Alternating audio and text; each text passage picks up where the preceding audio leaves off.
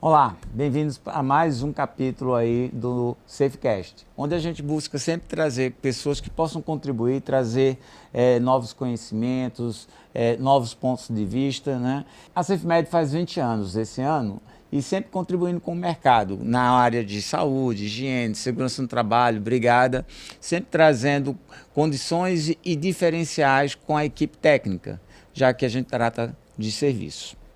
E hoje a gente conta aqui com a presença do Lorival da Cunha Souza, um dos grandes nomes na área de higiene ocupacional do país. Né? Lorival ele é engenheiro de segurança no trabalho, higienista, certificado pela OC 082, advogado, professor universitário, tem uma carreira de mais de 34 anos como auditor fiscal, foi superintendente também da Delegacia Regional do Trabalho. Enfim, se eu for ler tudo que Lorival a gente vai levar os 30 minutos do nosso programa. Mas, mais do que ele é o que ele vai poder contribuir conosco hoje. Bem-vindo, Lorival. Obrigado por ter aceito nosso convite. Pois é, bom dia a você, bom dia a todos e a todos os ouvintes. Na tua opinião, o que deveria ser feito hoje ou praticado para a proteção da saúde dos trabalhadores em relação aos agentes agressivos no dia a dia do trabalho? Pois bem, a higiene ocupacional, ela é uma ciência e também uma arte. Eu sou partidário de que a higiene ocupacional não é apenas uma ciência, é uma arte. Até porque uma medida de controle, ela não pode ser... A medida de controle para uma mesma situação, dependendo do ambiente, ela não pode ser exatamente a mesma. Então, por isso que tem que ter a inventividade, tem que ter a criatividade de quem vai confeccionar essa medida de controle. Portanto, é com fundamento nessa avaliação que eu digo que a higiene ocupacional é uma ciência e uma arte. Bem, e o que é a higiene ocupacional? A higiene ocupacional é essa ciência e arte que vai identificar, vai avaliar, né? Ou seja, medir, e vai adotar as medidas de controle. Então, a higiene ocupacional é algo muito importante a ser adotado pelas atividades econômicas como um todo, quer seja em nível industrial, do comércio, da prestação de serviços, né? E até no serviço público, a higiene ocupacional é muito importante para identificar esses riscos.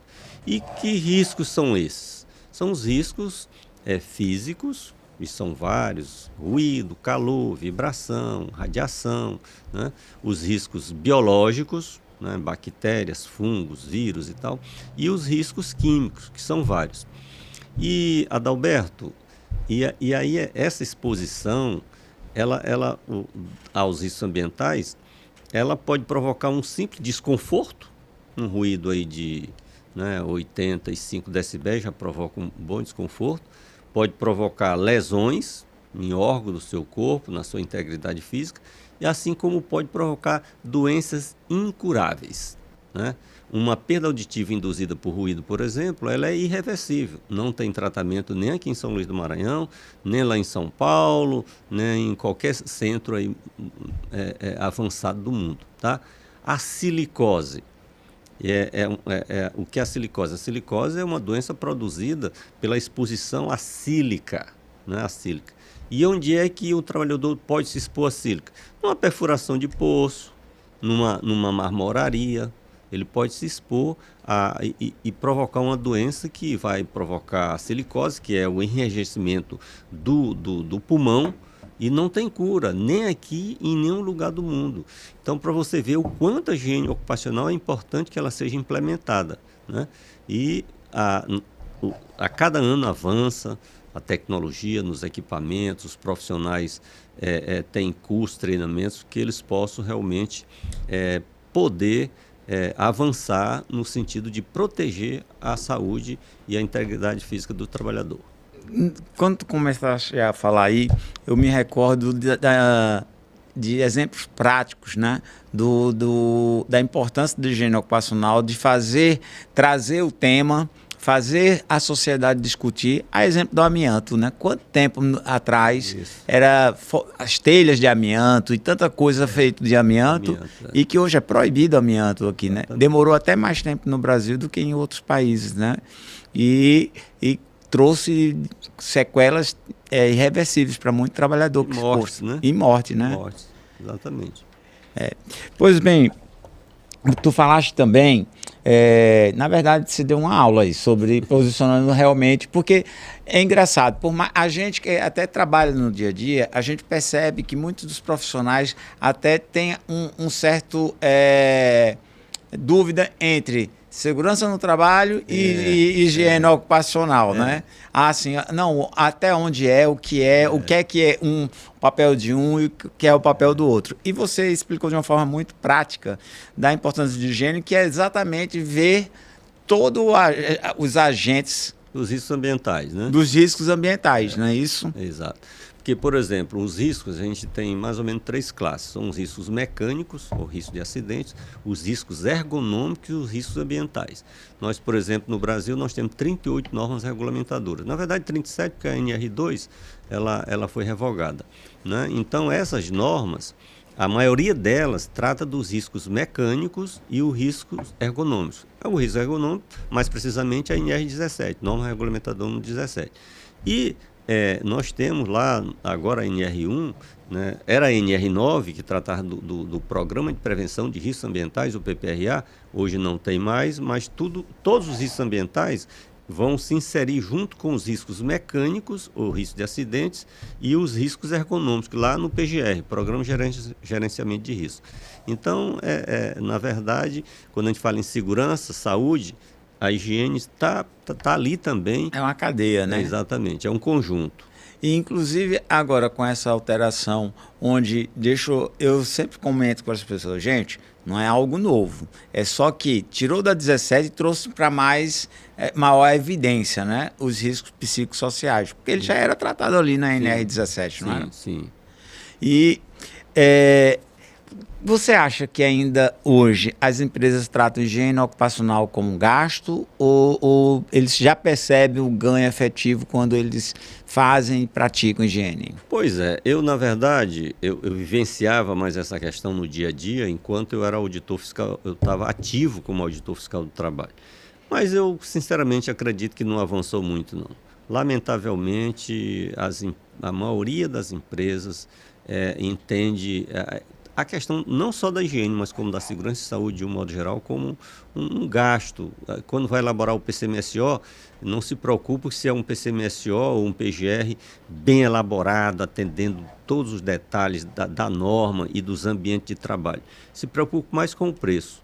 E, por outro lado, também tem muitos profissionais que não capricham no seu trabalho, lamento dizer isso, né? Chego lá, eu como auditor cheguei a constatar documentos desses que o cabeçalho estava tudo certinho, empresa X limitada e tal, e no corpo estava tratando de assunto de outra empresa, ou seja, aquele profissional só qualificou lá em cima, no cabeçalho, e esqueceu de fazer os ajustes, né, no corpo do documento. É muito lamentável isso. Então, eu acredito ainda que a maioria das empresas, sobretudo as pequenas e médias, ainda encaram assim, essa questão das despesas que eles têm e que a legislação exige, assim como um gasto, né? Seria melhor não ter aquele gasto, quando na verdade ele está fazendo um investimento e algo que às vezes ele não atenta. Eles estariam zelando pela segurança jurídica deles. Porque um trabalhador desse que contrai uma doença numa empresa ou até morre de um acidente, e aquilo, além da imagem da empresa que não vai ficar legal, né, também tem a questão do passivo que ele passa a ter.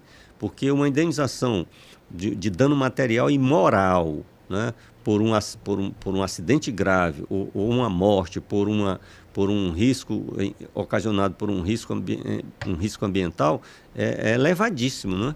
Então, a gente lamenta que chegou a esse ponto.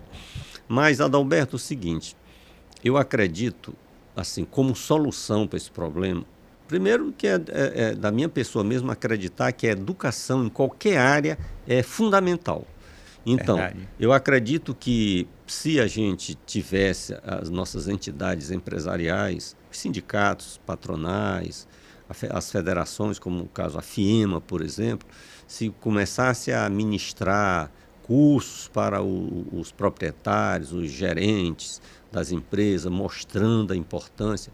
E o sistema FIEMA, por exemplo, tem o SESI, Serviço Social da Indústria, que podia fazer isso com as empresas, né, capacitando, sensibilizando, né, de maneira que eles pudessem, né, realizar, estruturar a empresa no tocante à segurança, saúde e higiene melhor. Tá? E aí eu acredito que é um caminho. E o outro caminho é a fiscalização. E eu até aproveito para dizer agora, nessa nossa conversa, que hoje nós temos um contingente baixíssimo de auditores fiscais do trabalho. Mas está chegando até dezembro, é a expectativa de que chegará aqui, tomará posse aqui na Superintendência Regional do Trabalho no Maranhão, mais 40 auditores fiscais do trabalho. Então aí vai reforçar aí o time, né, o número de profissionais, e aí é também uma outra via, que é a via da fiscalização, né? A via da fiscalização. E enquanto eu estou lembrado, Adalberto, você disse que me deu essa liberdade de eu ir lembrando e falando as coisas, porque é o seguinte, não basta eu ter aqui, chegar na empresa, cadê seu PGR? Tem um PGR, né? Tem avaliação de ruído, está aqui a avaliação de ruído, avaliação de poeira, está aqui, de vibração, está aqui. Não basta ter o documento, tem que saber se está bem feito. Qualquer avaliação de um risco ambiental, ele deve seguir estritamente o que dispõe as normas de higiene ocupacional da Fundacentro. Tá? Exato. Norma de higiene ocupacional da Fundacentro. Porque aí fica um documento bem feito. Eu estou lhe dizendo isso com a experiência que tenho, que passei 34 anos como auditor fiscal do trabalho, e quantos era raro o documento que estava bem feito. A maioria estava inconsistente. Ou seja, ter a preocupação de que os equipamentos que forem aferir estejam calibrados e certificados, né? Exatamente. Elaborar, olhando o todo, questionando esse agente está mitigado, não está mitigado, qual é a consequência que eu posso fazer, se isso adoecer, qual, porque se a gente começa a pensar enquanto higiene, ocupação, segurança no trabalho, como a gente pensa o plano estratégico do negócio da empresa, porque no plano estratégico da empresa a gente avalia concorrência, mercado, preço, variáveis que podem trazer complicações financeiras, passivos judiciais. A gente tem que fazer a mesma coisa no tangente à saúde e segurança, né? Isso. Porque hoje, inclusive, quando você falou da judicialização, falar sobre uma hora extra, um desvio de função, um adicional noturno, são valores que tabela, a gente vai ali e encontra. Mas falar sobre um membro que um trabalhador perdeu, ou uma audição, ou uma doença psiquiátrica que ele desenvolveu, uma LE, né? Uma LE, ou seja, quem vai atribuir quanto isso representa é o juiz em cima do embasamento e do que dá. Que mandar fazer. Então, assim, buscar sempre esse olhar, né, mais amplo, entendendo que, além de eu estar respeitando o trabalhador como ser humano, ou seja, tentando proteger ele, eu também estou protegendo nosso patrimônio. Segurança jurídica para ele, protegendo o patrimônio. Perfeito. É muito importante. Como é que você vê a tecnologia ajudar na higiene ocupacional? Porque a gente fala de inteligência artificial, a gente fala de tantas coisas. O próprio E-Social já é uma automação de processos fiscalizatórios e também de avaliação, né, de impactos previdenciários. Mas, no todo, o que é que você tem percebido sobre como essa tecnologia pode estar auxiliando? A minha percepção é que a tecnologia tem ajudado. Tá? Eu não vou todos os anos, mas quase um ano sim, um ano não, eu participo do Congresso Brasileiro de Higiene Ocupacional, que ocorre sempre, promovido pela Associação Brasileira de Higienistas Ocupacionais, que ocorre sempre em São Paulo. E aí lá, durante o evento, tem muitos estandes dos fabricantes de equipamentos e a gente vê o quanto tem evoluído. né? Os equipamentos mais modernos, mais sensíveis, né? Claro que tem muito equipamento um pouco de um valor elevado, mas tem evoluído sim. Os programas, né? Que podem ser instalados para ajudar na interpretação dos dados e tudo. Então, eu acho que a tecnologia tem sim evoluído e contribuído com esse processo. Mas voltando àquele assunto anterior, Adalberto, dizer o seguinte: uma avaliação mal feita é algo horrível. Uma avaliação é um diagnóstico. Imagine se você vai com uma dor aqui para o hospital, né? Aí você tem um problema, digamos, no fígado. E faz um diagnóstico que você está com apendicite. Vamos operá-lo. Aí ele vai lhe cortar à toa ou vai tirar lá a sua apêndice e não vai resolver seu problema. Então, um diagnóstico mal feito é terrível, porque depois do diagnóstico, o que vem? Comparando com a questão médica, depois do diagnóstico vem o tratamento, quer medicamentoso, cirúrgico e tal, com fisioterapia e tudo. Mas se você faz um diagnóstico errado, por exemplo, na higiene ocupacional, você vai adotar a medida de controle errada. Né? Então, veja o quanto é importante fazer... Que pode gerar custo ou nem mitigar o risco efetivo ou o que era o agente para ser mitigado. Então, veja só, digamos que uma empresa chame um profissional, cobrou... Claro que sempre a gente sabe que a empresa é natural que ela vise ter um lucro, um superávit e tal.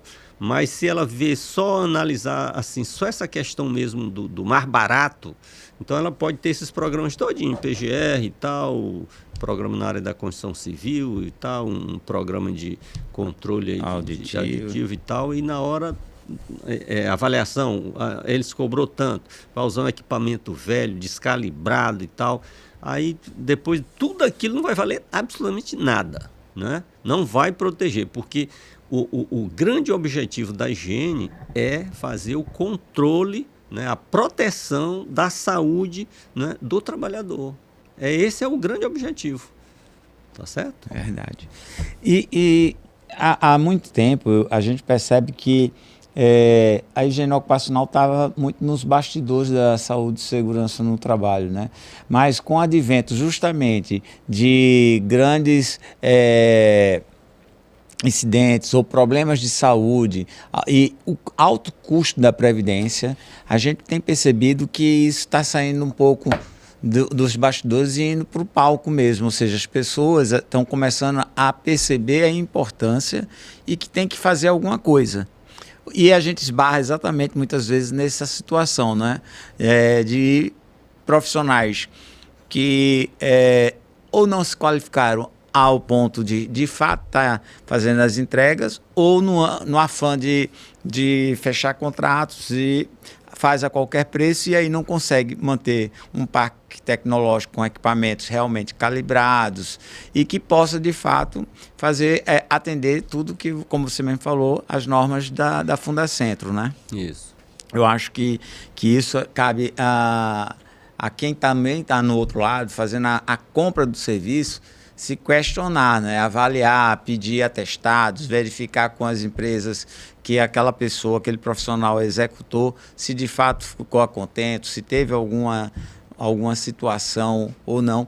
Nós, eventualmente, quando temos dúvidas sobre algumas conclusões ou medidas, ou se aquilo está certo ou não, a gente termina provocando a Superintendência Regional, fazendo questionamentos técnicos. Isso. A gente já fez também a Fundacentro, então a gente termina provocando até para ter uma troca, porque eu acho que é uma coisa que os profissionais de higiene podendo exatamente discutir muito isso, nós das empresas de saúde e segurança, a gente tem uma associação, então a gente discute muitas ações, mas a parte técnica em si já é um subgrupo, é um grupo só de profissionais. E eu acho isso muito importante, porque quando tu traz um fato concreto de uma avaliação ou de uma empresa, de uma situação, é o que na saúde a gente chama de estudo de caso, né? Avaliar qual o tratamento seria o ideal para aquele paciente.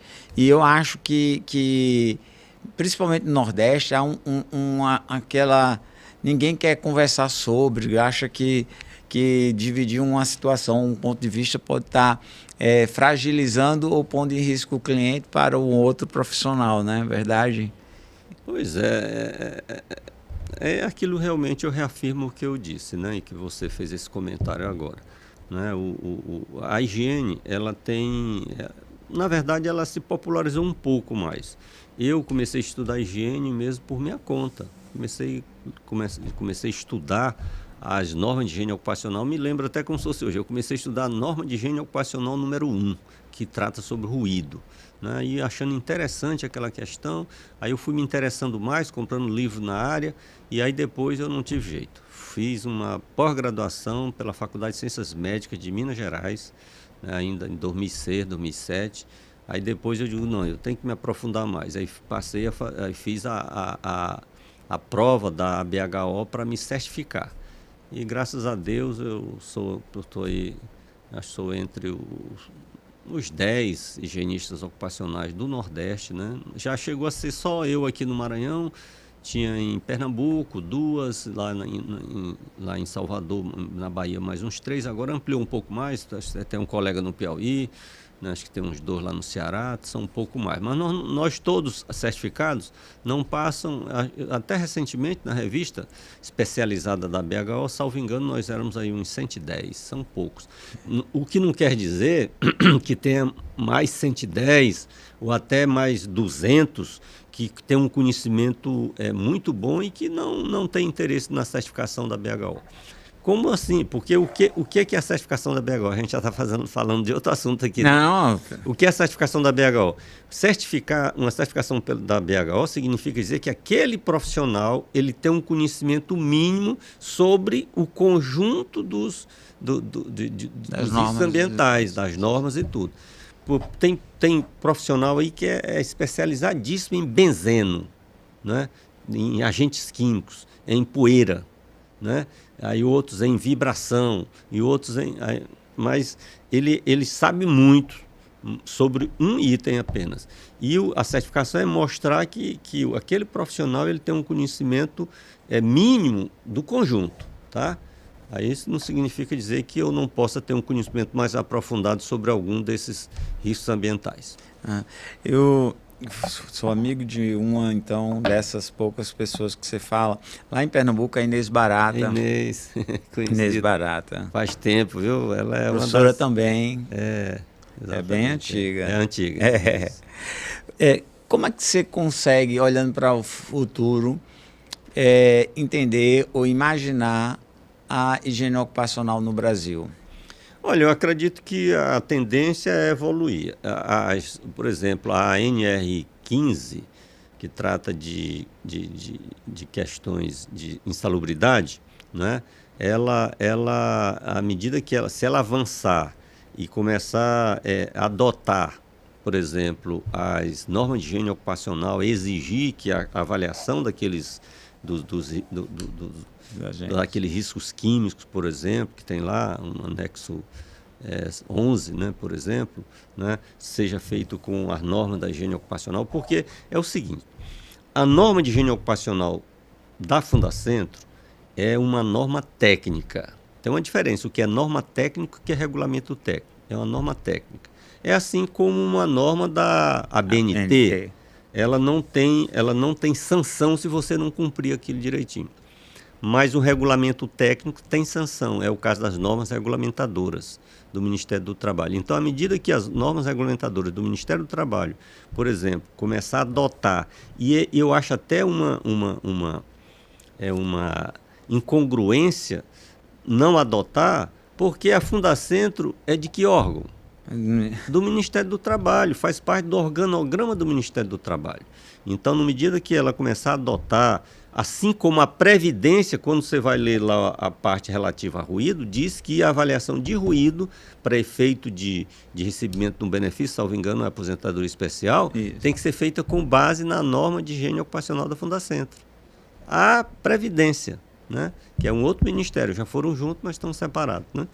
Então é isso, eu acho que a tendência é evoluir devagarinho, mas eu entendo que se as entidades patronais, os sindicatos, as federações começar também a fazer um trabalho educativo com os empresários, né, os seus representantes, isso também é um fator que vai contribuir para um pouco de avanço. E o outro flanco é a fiscalização. A fiscalização com a exigência, mas a educação é melhor, porque na educação não é preciso chegar o auditor lá para notificar a empresa, para elaborar uma avaliação do risco ocupacional ou elaborar um documento. Ele próprio vai fazer, vai optar pelo melhor profissional, vai entender que aquele recurso que ele está investindo, é um investimento que vai ter um retorno, não vai ter empregado doente, não vai ter empregado licenciado, recebendo auxílio, né, esse auxílio previdenciário, né? Então, eu acho que eu tenho uma esperança que vai evoluir, devagarinho, mas vai evoluir. E a gente até, num dos programas que a gente fez, a gente falou sobre os momentos, né? A gente já teve um momento, assim, onde a questão crônica era a parte de substâncias químicas, aí veio o ruído, veio os movimentos repetitivos e agora os riscos psicossociais emocionais, né?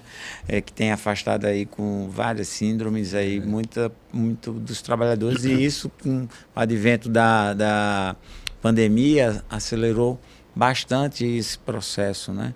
E que a gente hoje tem que entender cada vez mais, tanto que a parte não da empresa atender, e sim da fiscalização foi postergada, mas foi postergada com o intuito de você ter esse ano adotando seus ajustes e monitoramento e ferramentas de controle em relação aos riscos psicossociais, né?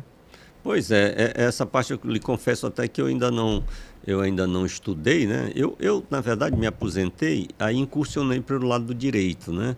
Eu sou engenheiro de segurança do trabalho, higienista e tal, mas aí eu foquei na questão do direito, hoje eu sou advogado também, né? E aí eu estou me atualizando atualmente, eu estou recebendo demandas, né, nessa área, eu era uma pessoa muito conhecida nessa área, de atuação na área de segurança e saúde, e aí eu vou me aprofundar ainda em algumas questões. Mas deixa eu lhe fazer aqui uma confissão. Eu sou professor nessa área, né? Ensinei muitas turmas lá no Selma, na Universidade de Selma, né? Também na Laboro, na ex-faculdade Pitágoras. E aí eu fico feliz porque como professor, acho que eu passo assim, eu encaro aquilo, eu não vou lá para ganhar R$60, R$70 numa hora aula, né? Claro que isso é uma contraprestação que a gente gosta, né? Deu aula, depois recebe sua remuneração por isso. Mas eu faço isso com missão. Eu começo elogiando a turma que eles fizeram uma grande opção de fazendo engenharia de segurança do trabalho, que vão cuidar da saúde e a integridade física dos trabalhadores e tal. E eu fico feliz de quando, em vez, eu encontro aí um ex-aluno no shopping, então, olha, eu não sou mais técnico de segurança, eu sou engenheiro de segurança do trabalho, eu já fiz higiene, eu sou higienista também e tal. E são vários esses depoimentos, assim, eu fico feliz por isso, assim, de eu ter estimulado várias pessoas a incursionar nessa área da segurança do trabalho. E esse livreto aí da BHO, o que é que significa aí? Vejo que você está olhando sempre. Boa pergunta, Adalberto. Olha, esse livreto é um livreto da BHO, mas que está contido aqui os limites de exposição ocupacional de agentes químicos, físicos e biológicos. A BHO, né, que é essa conferência norte-americana dos higienistas lá industriais, ela todo ano tem comitês de pesquisa no mundo todo. Pesquisa para atualizar os limites de exposição. Só para você ter uma ideia, no Brasil nós temos aí 168 limites de exposição. Aqui tem 700 limites de exposição atualizados. É anual, está aqui. Vocês estão vendo que aqui é 2025. É um livreto, Adalberto, que qualquer profissional na área de segurança, saúde e, sobretudo, higiene tem que ter, porque aqui estão os limites atualizados de uma instituição norte-americana renomada, fundada em 1938. Tem alguma coisa um parâmetro que muito diferente do Brasil para os Estados Unidos? Tem vários. Eu cito o cloreto de vinila, que aqui no Brasil ainda está lá em 76 ppm, aqui é 1 ppm, e tem outros, eu já até fiz essa pesquisa. A sílica, por exemplo, aqui, a sílica livre cristalizada, que é essa que tem aí em várias, nesses ambientes como marmorarias, por exemplo, o limite aqui é bem inferior ao limite que é adotado no Brasil. Portanto, o limite, só para traduzir isso, os limites adotados no Brasil são muito prejudiciais ao trabalhador. Eu vou deixar você à vontade para suas últimas palavras e agradecer, Lourival. Eu acho que assim, essa sua trajetória na higiene ocupacional contribuiu bastante, não só aqui no Maranhão, mas eu acho que até para o Nordeste, porque você atuou até como consultor em empresas que têm grande projeção e que no momento que você está educando, criando novos profissionais, você está continuando um processo de contribuir com essa nova visão, essa nova força de trabalho que vem com a percepção até mais aguçada, né? De utilizar tecnologia, de buscar, que questionam mais, né? Que não estão mais tão habituados só naquilo. Então, eu acho que você terminou, que não parou. Você, na verdade, está seguindo uma trajetória muito bonita, viu? Muito obrigado aí. Pois é, eu também agradeço o convite, né, para a gente vir aqui ter essa conversa. A rigor, eu realmente estou retomando agora também, até em razão de demandas mesmo, essa questão dos estudos aí na área da segurança e saúde no trabalho. Só quero dizer, só aqui já nesse momento final, dizer assim que eu costumo dizer o seguinte, que a segurança, a saúde e a higiene é algo que não vai, seguramente, ela não vai ficar em segundo plano em nenhum momento. Nenhum momento. Por quê? Porque todo mundo tem um dom recebeu essa dádiva de Deus, que é a vida. O maior direito natural das pessoas é a vida. E quando a gente está trabalhando para proteger a saúde do trabalhador, a rigor, nós estamos trabalhando pela continuidade da vida. Então, qualquer que seja o trabalho, nós estamos no século XXI, mas daqui a vários séculos, vai ter trabalho, ainda que não seja emprego, mas vai ter trabalho. E quem está trabalhando precisa estar protegido contra os riscos que o trabalho pode gerar. Então, eu não vejo que diz, olha, daqui a 100 anos, segurança, saúde e higiene do trabalho, nem se fala mais nisso. Como não se fala? Porque trabalho vai ter, não estou falando de emprego. Trabalho sempre vai ter, acredito. Tá bom? Era isso, muito obrigado. Gente, muito obrigado por mais essa audiência.